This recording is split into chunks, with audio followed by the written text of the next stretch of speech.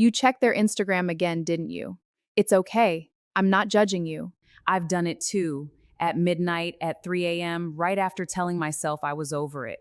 Because heartbreak doesn't follow the timeline you planned for it. It doesn't care that it's been 3 months. It doesn't care that they weren't even that good to you. It doesn't care that everyone around you thinks you should be fine by now. It just sits there, heavy and uninvited, like it owns the place. And nobody tells you that the hardest part isn't losing them. It's losing the version of yourself you were when you were with them. That's what we're talking about today. But first, let's make ourselves a drink. I'm making a glass of matcha.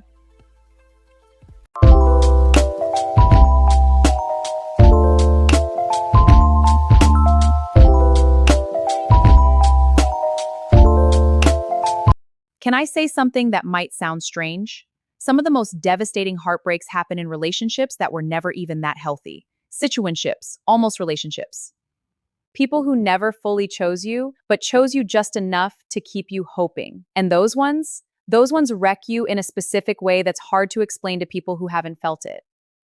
Because from the outside, it looks like it wasn't even serious. Why are you this upset? But from the inside, you're grieving something that never fully existed. You're mourning a potential, a version of things that felt so close you could almost touch it. And grief without closure is one of the heaviest things a person can carry. So if you're sitting there feeling embarrassed about how much this hurt, stop. Your feelings are not proportional to the relationship's label. They're proportional to how much of yourself you invested. And you invested a lot, because that's who you are. That's not your weakness. That's actually one of the most beautiful things about you. Here's the question I want you to sit with. And I mean really sit with it. Don't rush past it. Who did you become in that relationship?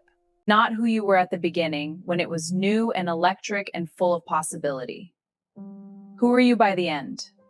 Were you anxious, constantly reading between the lines, analyzing text, trying to figure out where you stood? Were you smaller, editing yourself, softening your needs, making yourself easier to love? Were you someone you didn't recognize? Doing things, accepting things, excusing things that the version of you from 3 years ago would have walked away from immediately? Because heartbreak isn't just about losing a person.